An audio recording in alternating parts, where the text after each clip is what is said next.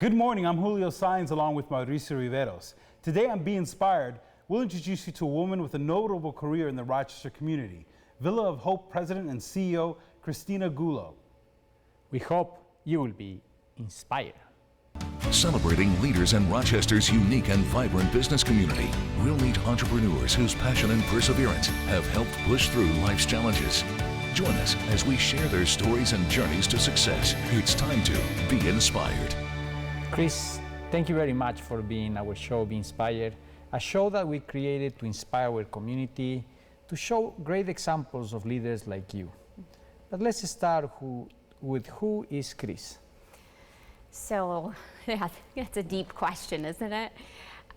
So I have been in the not-for-profit sector for almost 20 years now, and it's interesting how our journey takes us all in very different places. And what I had expected to do is get my master's degree in social work and have a private practice, and then fell in love with working with kids, specifically adolescents and families in graduate school, and then spent 16 years at Catholic Family Center in a variety of different roles, and had the opportunity to do some work on the other side of the business, and spent 7 years in human resources, and really from both of those experiences learned the importance of quality of services, treating people with dignity and respect that are using those services, and then the culture that you build inside the organization for the people that do this work, because this is hard work. And I was really fortunate that after those 16 years, I was able to take a position at the Villa that is really focused in the niche of specifically kids, adolescents, and families. And that's really what I'm passionate about, and really making the difference in the lives of people in this community, but also the people who work for us. Because I think when you put both of those things together, you get some amazing results. And that's wonderful, Chris, because you have been growing in your career, seeing the not-for-profit world, and really understanding the needs and figure out solutions. What is the main vision and mission that your organization have? Well, if you know anything about the Villa, and most people will say, I remember it as St. Joseph's Villa, and isn't it a residential provider? And yes, it was for many, many years. And a few years ago, I would say it's not even a few at this point anymore, it's probably 15 years ago, the world started changing, and kids were really, the target was, let's keep them home and with their families. And also from a state perspective, it was a lot less expensive. And so as other human services industries, as it was changing and other organizations were starting to shift and change, the Villa really stayed tried and true to that mission of residential. And unfortunately, that ended up in a situation that had quite a financial impact.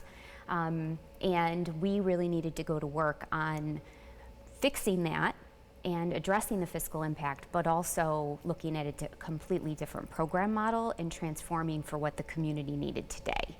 So today, 8 years later, we have completely transformed that and shifted that, and we have a small set of programs that are residential and very specialized. And then we have, most of our growth has been in community schools.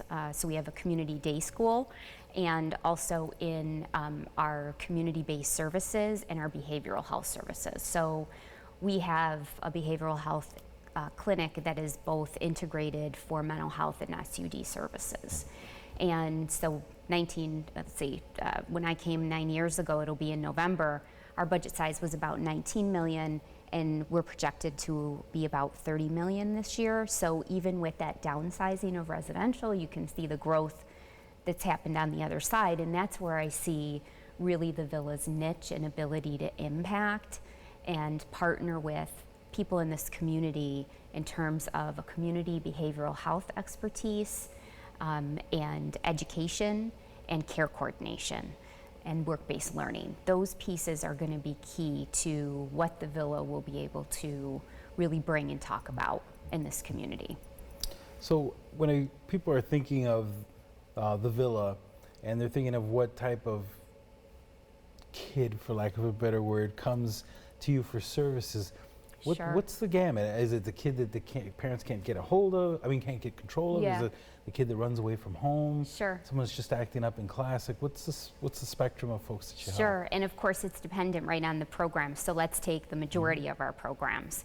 And really, they're mostly families now that we begin to work with. So either there's an adult that has come to us through the clinic, or it's an adolescent that's come through the clinic, and now we're working with that whole family, because we know that, right, in order to make an impact, you have to work with that whole family unit, which is really critically important.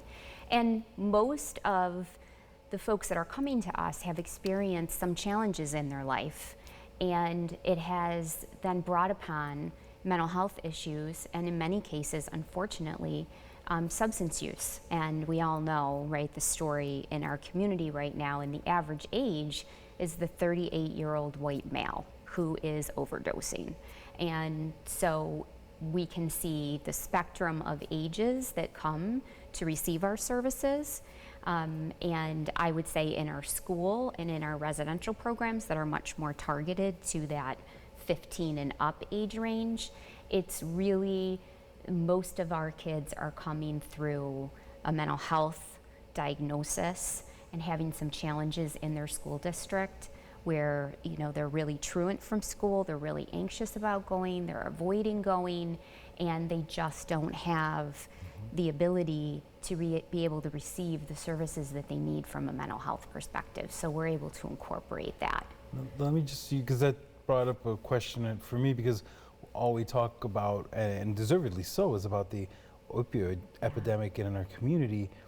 And you just brought up, you made me think for a second, are we seeing that impacting the youth as well, or is it just that 38-year-old male that's a typical user? That's a great question. We are not seeing the numbers of the overdose numbers in our young people yet, so it hasn't filtered down to the same extent that we're seeing it at that middle age level. But what we're seeing on the adolescent level is the mental health components, so the suicide rates. So if you look at the suicide rates of our teenage population, they've just increased year after year. And that has a lot to do, I think, with what kids are faced with today, the adverse childhood experiences that we see with a number of our kids that have experienced, you know, divorce or a domestic violence or sex abuse. All of those add up, and once a child has more than 4 adverse childhood experiences, now we're talking about the brain development and the science around that with our teenagers. And that's exactly what we're seeing the uptick in that population. Chris, this is a very important topic for all the aspects of the community. It's the social, it's the relationship, it's the family, it's all the economics too, because now we have a workforce that is being impacted. We don't have the resources, so there is a lot of those things. What collectively organizations like your organizations are trying to help or do to attack the root causes? Because, you know, we can help, like you guys are helping with the consequence, the effect, but what are the efforts that are happening as a society to try to attack the roots, the basics, or what is happening? So I don't know if you can touch point around that. What is the society doing around that? Sure. So what I believe needs to be more invested in is prevention on the upfront. But we all know how difficult that is to get the government and others to agree to fund that, because it's so hard to prove those outcomes, right? We all know it and can talk about if we just did this prevention on the upfront, we'd probably see results on the back end.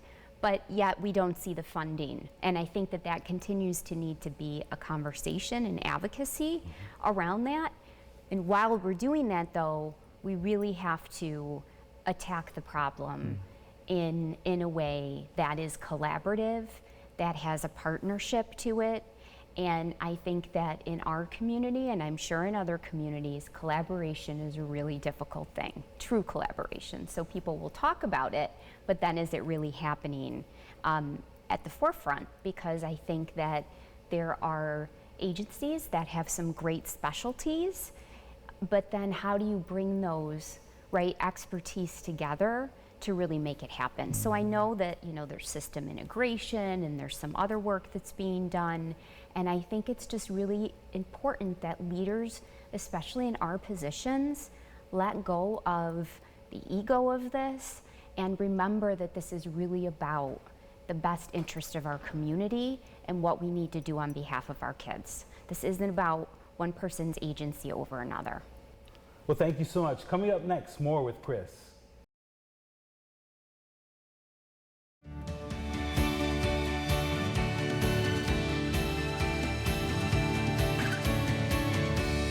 Your agency grew by, was it about 11 million in the time you've been there? Right.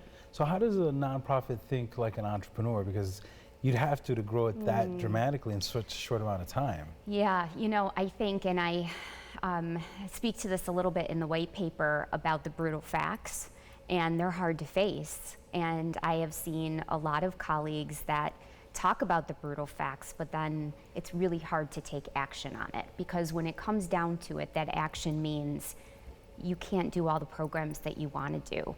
You probably have to say goodbye to some sacred cows, right, that have been with you for a long time, but are not really, one, maybe good program quality and getting good outcomes, but two, running deficits that now are eating up so many of your resources that you have nothing to reinvest into new programming. And I think that is key. I think accountability across the board, we tend to be more touchy-feely in the not-for-profit sector, and holding people accountable becomes like uncomfortable, and you think we'd be good with having conversations that entail conflict because most people are social workers, but that's not the case. So you really have to build that into your culture around what are the expectations of our values, what are the expectations of the performance standards, and then develop your leaders so that they can have the tools to be able to have those conversations and to help develop leaders. So leaders develop leaders. So I think looking at those brutal facts of what's really driving the deficits and what do we really need to be doing. And it means making some hard decisions. It means that not everybody is going to survive from cliff to cliff, and that's okay. Everybody has a different season, everybody has some great skill sets for a period of time, but they may not be able to take it to the next level, and we have to just be able to have those honest conversations about the direction of the organization and the whys behind some of the changes that we're making.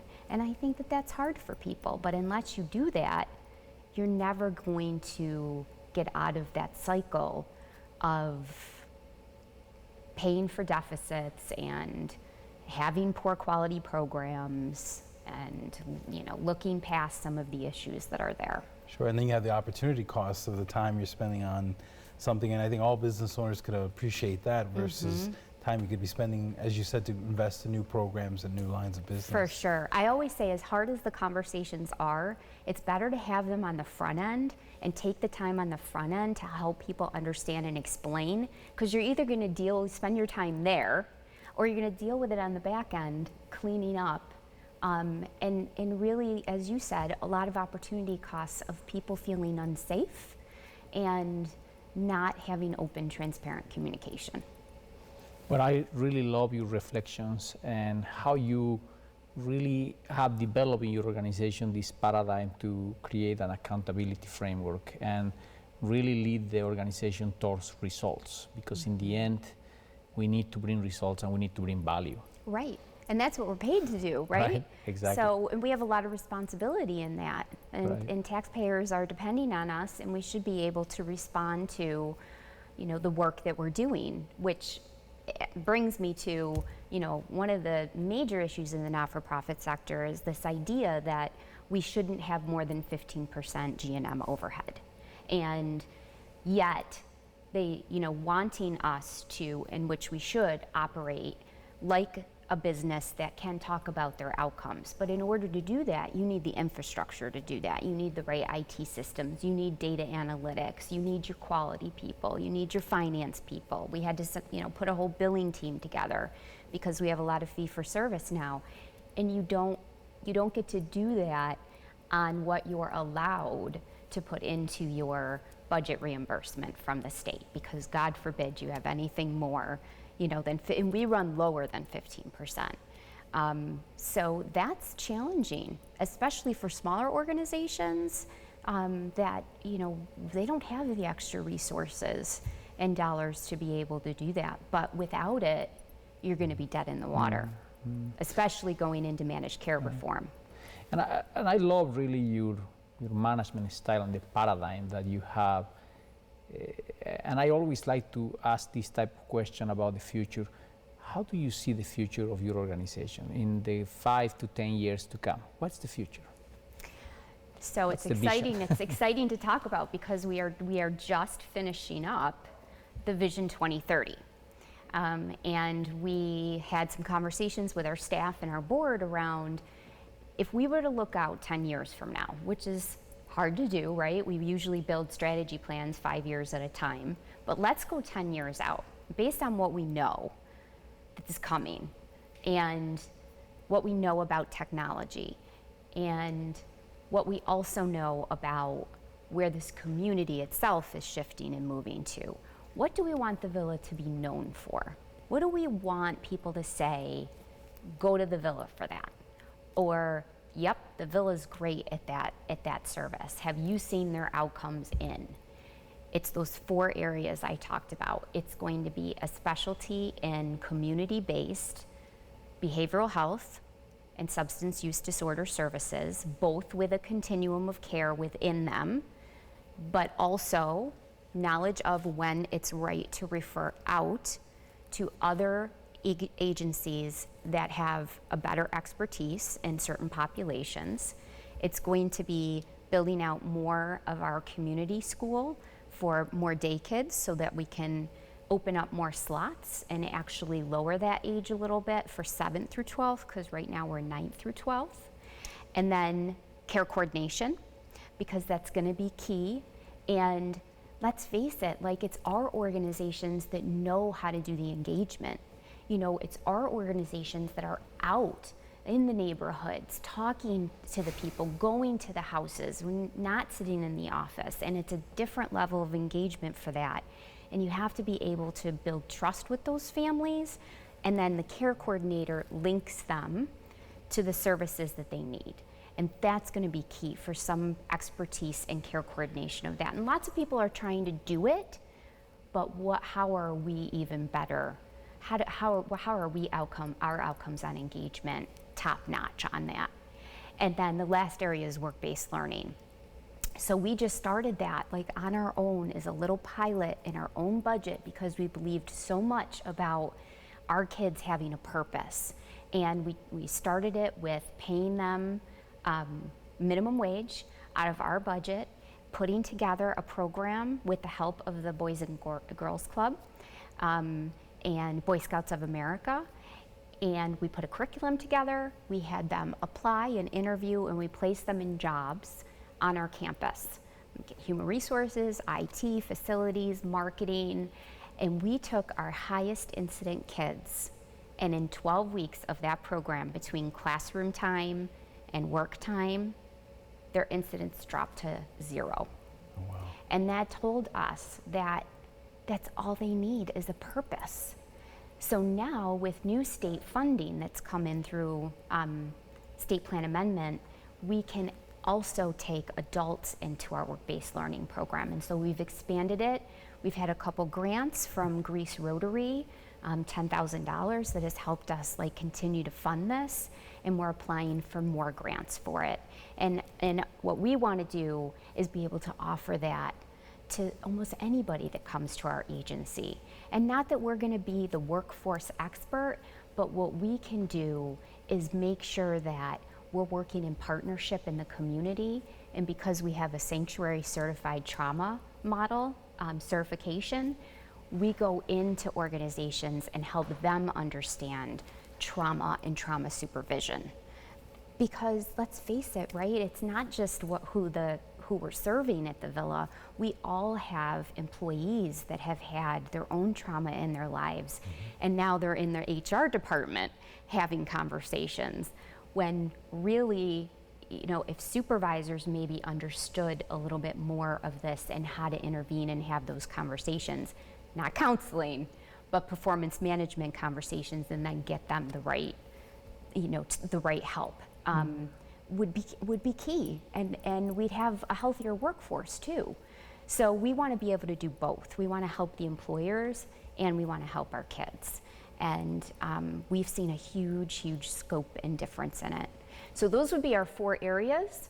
And so that tells us, right, the areas that they may support those functions, but they're probably not going to be the #1 area that we choose to put resources into. That these are the 4 areas that we will do that, and in our data analytics, so that we can better partner with primary health care, so that you can impact the whole person. And that's what social determinants of health is all about. Well, Chris, I really love the vision. I think you are attacking the right key components and really holistically approaching something that will be transformational. Yeah. For that reason, thank you very much, and thank you for the time that you give us today in the show. I'm sure that we'll have you in the next time when we see the vision in reality. But well, thank you again. Let's not wait 10 years. Let's not, yes, yeah, exactly. But thank you again for being with us today, and I'm sure we'll be together next time. Yes, thank you so much. It was great.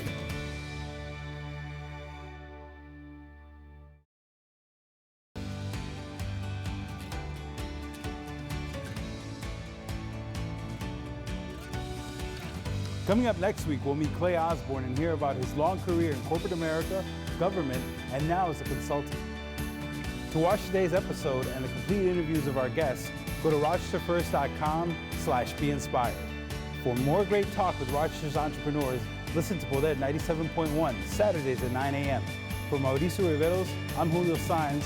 We'll see you next week on Be Inspired.